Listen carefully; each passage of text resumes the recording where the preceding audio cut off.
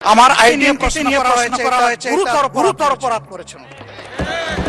আমার আদর্শ সিলেকশনের ব্যাপারে কথা বলেছেন, এটা বাড়তি অপরাধ। দুই নম্বর উনি বলেছেন মুক্তিযোদ্ধা কিংবা শহীদ মুক্তিযোদ্ধা পরিবারের কেউ জামাত ইসলামী করতে পারে না। তাহলে উনাকে জিজ্ঞেস করে করা লাগবে? যার মগজ যেরকম তার কনক্লুশন হবে সেটা। মাননীয় স্পিকার, আপনাকে ধন্যবাদ। আমি শ্রদ্ধা রেখেই বলতে চাই, মাননীয় সংসদ সদস্য বয়সে আমার বড়, তিনি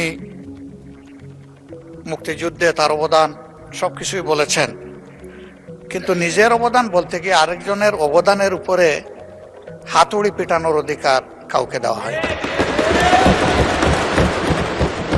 তিনি পার্সোনালি আমাকে হার্ট করেছেন। তিনি বলেছেন যে আমি বলে থাকি আমি শহীদ মুক্তিযোদ্ধা পরিবারের সদস্য, তাহলে ইনি এটাকে চ্যালেঞ্জ করছেন। দুই নম্বর উনি বলেছেন কোন মুক্তিযোদ্ধা কিংবা শহীদ মুক্তিযোদ্ধা পরিবারের কেউ জামাত ইসলামী করতে পারে না। তাহলে উনাকে জিজ্ঞেস করে করা লাগবে? এটি আমার নাগরিক অধিকার।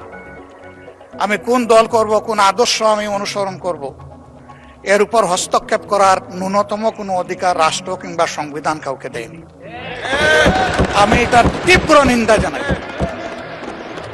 আমার আইডেন্টিটি নিয়ে প্রশ্ন করা হয়েছে, এটা গুরুতর অপরাধ করেছেন উনি।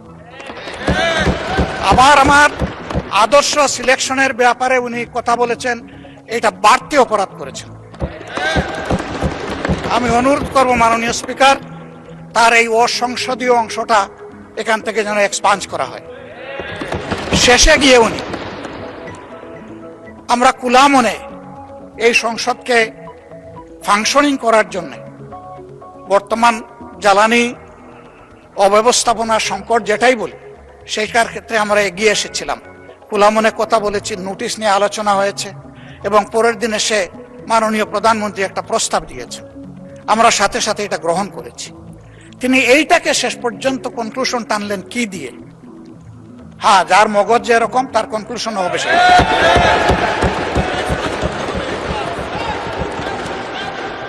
তার মতো একজন প্রবীণ ব্যক্তির কাছ থেকে, রাজনীতিবিদদের কাছ থেকে আমি এই ধরনের আচরণ আশা করিনি। আমরা এখানে প্রথম দিনই বলেছি ভালো কিছু শিখতে এসেছি। কাউকে হিট করা, গালি দেওয়া, এর মাধ্যমে বড় কিছু অর্জন করা যাবে না। কিছু গোলাবাজি হতে পারে বড় জোর, কিন্তু তার চাইতে বেশি কিছু হবে না। আর সাধারণত যুক্তি যখন ফুরিয়ে যায়, মাথা তখন গরম হয়ে যায়। একটা প্রবাদ আছে, রেগে গেলেন তো হেরেই গেলেন। আমরা সবাই মিলে হারতে চাই না, আমরা সবাই মিলে জিততে চাই। এই জন্য সবাই যেন মাথাটা একটু ঠান্ডা রেখে যুক্তির সাথে সত্য নির্ভর কথাগুলা বলি, তাতে অবশ্যই দেশবাসী উজ্জীবিত হবে, এই সংসদের প্রতি মানুষের আস্থা তৈরি হবে এবং দেশটাকে নিয়ে সবাই মিলে আমরা সামনে এগিয়ে যেতে পারবো।